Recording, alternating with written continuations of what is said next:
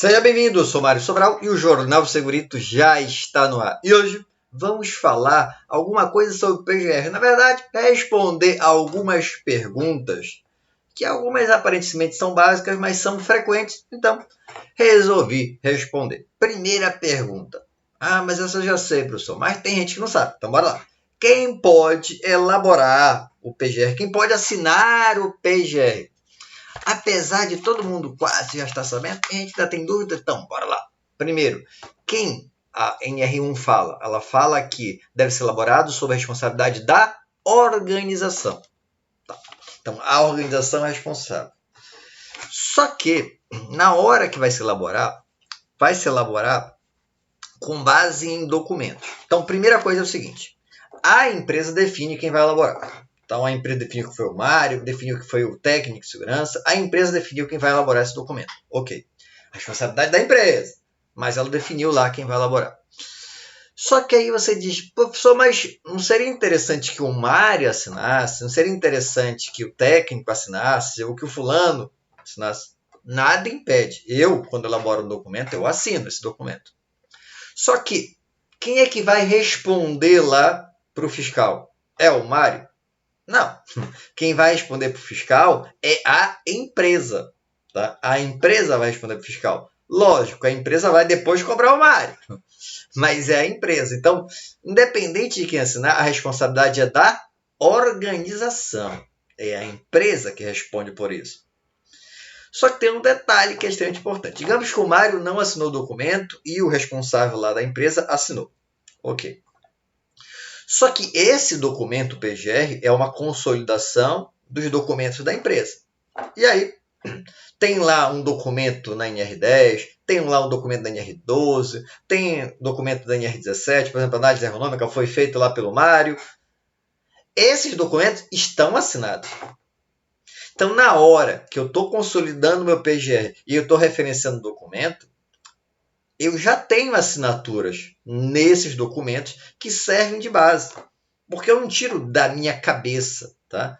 Eu tiro dessas documentações, eu tiro da conversa com os trabalhadores, tiro o quê? Os perigos, né, identificados, eu tiro do meu conhecimento técnico e tiro da legislação. E esses documentos todos têm assinaturas. Então, eu tenho responsável por ele. Aí a outra pergunta que vem na sequência é a seguinte. Mas então, não é necessário ter uma RT? Não, não é. Pelo simples motivo que a gente acabou de falar, que o responsável é a organização. A organização é obrigada a emitir RT? Não é. O que é RT? Anotação de responsabilidade técnica. Então, como a empresa define e como não é obrigatório ser um engenheiro para elaborar esse documento, não é obrigatório o PGR ter a RT. Tá? Outra pergunta, que apesar de ser básica, também ainda é frequente, é: há uma validade em relação ao PGR? O PGR tem que ser feito todo ano? Ou ele tem que ser feito a cada 2 anos? Não. PGR não tem validade. Não tem um período. E aí você tem que entender que o PGR é um programa. Professor, mas o PPRA, o final do PPRA, também era um programa. E o pessoal fazia todo ano. Esse era o problema do PPRA, tá? Porque apesar dele ser um programa, ele era visto como um laudo. Por exemplo, vamos pensar aí num laudo de salubridade ou um laudo de periculosidade. Um laudo de salubridade, eu chego lá, tiro uma foto, ou seja, eu vejo a situação da empresa naquele momento e faço o laudo, dizendo se há direito adicional ou se não há direito adicional naquele momento. Daqui a um mês, daqui a 2 meses, não sei, pode ter mudado. Mas o laudo é a realidade daquele momento. Um programa, o que ele é? É um documento vivo, que o tempo todo precisaria estar sendo atualizado. Vamos entender melhor. Imagina que você fez, por exemplo, as avaliações ambientais, lá de ruído, de calor, de vibração.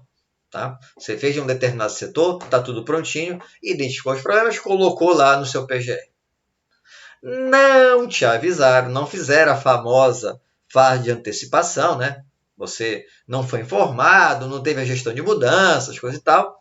E aí você não sabia que ia ser instalada uma nova máquina. E essa nova máquina gera ruído, essa nova máquina tem determinado produto químico para o processo dela, e ela gera vibração para o trabalhador. E ela foi instalada 2 semanas após você ter feito sua avaliação ambiental. O que aconteceu com o seu PGR nesse exato momento? Ele está desatualizado. Por que ele está desatualizado? Porque você tem novos problemas e esses problemas não estão sendo considerados lá no seu PGR. Então, você precisa manter esse documento o tempo todo atualizado. Professor, mas e aquela história lá de a cada 2 anos? A gente precisa fazer essa revisão a cada 2 anos. Primeiro que antes de estar escrito a cada 2 anos, está escrito que tem que ser um processo contínuo e ser revisto a cada 2 anos. Tá? Porque o que pode acontecer? Imagina que por milagre não mudou nada. Se por milagre não mudou nada, aí tudo bem. Eu pelo menos a cada 2 anos. Só que percebe que milagre praticamente não muda nada. E a norma dela estabelece, vou fazer a leitura aqui, ó. Ela estabelece as situações onde você vai ter que revisar. Vou ler aqui o item 15446. A avaliação de riscos deve constituir um processo contínuo e ser revisto a cada 2 anos, ou quando da ocorrência das seguintes situações. Primeiro que ela diz que tem que ser contínuo. Já matou. Mas, digamos que não muda nada. Mas aconteceu uma dessas situações aqui. Primeira situação. Após a implementação das medidas de prevenção para avaliação de riscos residuais, você implementou uma melhoria. Imagina um sistema de exaustão. Tá? Você primeiro tem que verificar se deu certo. Tá? Então, você verificar se deu certo, vai ter uma nova avaliação. E também, na hora que você implementou lá o exaustor, resolveu. Está retirando lá, a concentração agora está abaixo do nível de ação, tudo bonitinho. Só que esse sistema de exaustão agora está gerando muito ruído. Percebe que gerou outra bronca? Então, eu preciso rever lá o meu documento. Segunda situação. Após inovações e modificações nas tecnologias, ambiente, processos, condições, procedimentos e organização do trabalho que impliquem novos riscos ou modifiquem os riscos existentes. Então, na hora que você mudou alguma coisa, um processo, implantou uma nova tecnologia, eu tenho que rever, né? Porque pode ter gerado um risco. E aí a gente precisa identificar. Letra C. Quando identificadas inadequações, insuficiências ou ineficácias da medida de prevenção. Você tem uma medida de prevenção lá, só que ela não é suficiente. Por exemplo, digamos que eu estou usando lá um abafador. Que não, você sabe que EPI é o último, mas facilita aqui o meu exemplo. Imagina que eu trabalho 8 horas por dia e eu estou exposto a 100 dBA. Tá? 100 dBA de ruído. E aí eu tenho um protetor de inserção, por exemplo, que atenua 10 dBA. O que aconteceu? 100 menos 10 vai dar quanto? 90 dBA. Existe um sistema de prevenção? Existe. Ele está surtindo efeito? Não. Meu trabalhador ainda está tendo perda auditiva. Então, nesse caso, óbvio, eu preciso rever esse meu documento. O que mais? Na ocorrência de acidentes ou doenças relacionadas ao trabalho. Você fez tudo bonitinho o seu documento, seu PGR. Só que aconteceu um acidente ou um afastamento de um trabalhador por doença do trabalho. E você não tem esse motivo do afastamento listado. Tem algo errado no seu documento. Tá? Então, eu preciso fazer essa revisão também. E o último item, quando houver mudanças nos requisitos legais aplicáveis. Então, está tudo lindo. Na sua empresa não mudou nada, como por milagre não mudou absolutamente nada, só que mudou a lei. Ah, meu filho, mudou a lei? Eu preciso atualizar meu documento. Olha, revisaram a NR10 e agora tem novas obrigações, novos perigos identificados lá. Eu preciso atualizar também meu PGR. Então, percebe que esse papo de 2 anos vai ser extremamente rara a possibilidade dessa revisão assim tão esporádica. A gente vai ter que ficar mantendo esse documento atualizado o tempo todo. Pô, professor, mas aqui na empresa, na época do PPRA, eu terceirizava esse meu documento. Eu não posso terceirizar o PGR? Até pode, tá? Só que o que vai acontecer? Você terceirizou o PGR, ok? Você terceirizado e se entregou o documento. No dia seguinte, se mudou alguma coisa, esse documento já está desatualizado.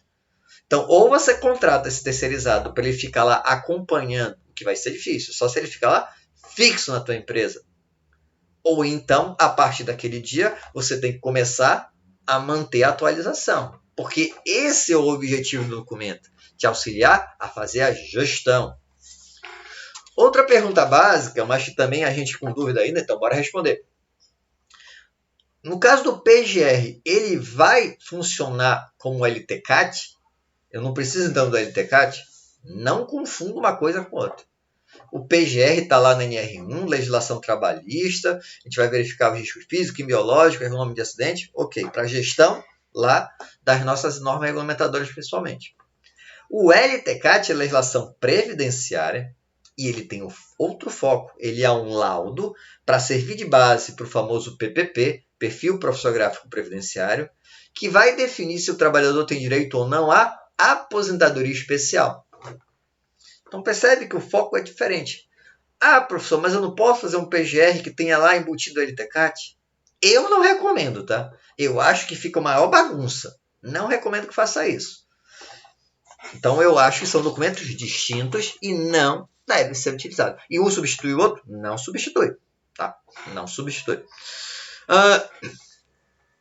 E essa história aí das empresas que têm inexistência de risco? O que elas têm que fazer?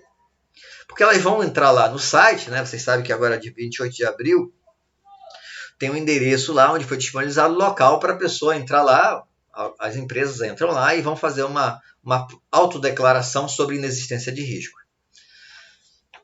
Só que pode acontecer, primeiro, que o tipo de atividade econômica que você está prestando serviço ou que você trabalha não esteja listado lá. Pode acontecer. Não vão ter todas. E aí o que você vai ter que fazer? Você vai ter que fazer essa autodeclaração. Então você vai se declarar como uma empresa sem risco. Essa declaração, quem pode fazer? No caso das empresas que tem lá o sistema, o próprio empresário lá pode entrar lá, dar uma olhada, responde lá o checklist, ok, e ele vai dizer que está tudo ok. Agora, no caso de não estar listado, o que eu faço? Esse empresário, ele pode fazer sozinho? Teoricamente, sim. Mas se por acaso ele está dizendo que não tem nenhum perigo lá e tem, o que aconteceu? Quando o fiscal passar por lá ou pedir documentação, ele pode ser autuado e multado. Tá? Então, apesar de não ser obrigatório, é interessante que essa avaliação seja feita por um profissional que entenda da área, um profissional de segurança do trabalho. Tá? Porque não adianta eu indicar que não tem nenhum risco, lá inexistência de risco, chega na hora, putz, olha, na verdade tem. Eu que não consegui identificar. O fiscal, tá, muito bem, mas eu vou colocar aqui, vou te autuar e você vai pagar tanto de multa. Então, se você tiver mais dúvida, coloca aí embaixo nos comentários, mas eu vou, vez por outra, fazer um videozinho sobre esse assunto. E, como você sabe, todo vídeo eu indico o livro. Esse livro eu já indiquei algumas vezes, mas eu acho ele muito bom. O nome é Acidente de Trabalho, abordagem completa e atualizada, a autora Cláudia Salles Viana e da editora LTR. É um livro de legislação e, como qualquer livro de legislação, ele vai desatualizando alguns itens. Professor, o senhor está indicando um livro desatualizado? Não. Acabei de falar que vai desatualizar alguns itens. Qualquer livro que tenha lei, você tem que tomar cuidado. Como eu gosto muito desse livro, apesar dele ter alguns tópicos que estão desatualizados, eu acho interessante. Então você tem que ir lendo ele, ver, interpretando e acompanhar com a legislação atualizada do lado. Tá? Porque lei sempre vai mudar. Tá? Mas eu acho uma excelente abordagem. Esse está na segunda edição. Eu espero que saia uma terceira edição atualizada. Espero que tenham gostado. Se gostaram, já sabe, né? Curte, compartilha. Tem alguma dúvida ou sugestão de pauta? Coloque aí embaixo nos comentários ou manda e-mail para sobralj@hotmail.com. Um abraço e até o próximo programa.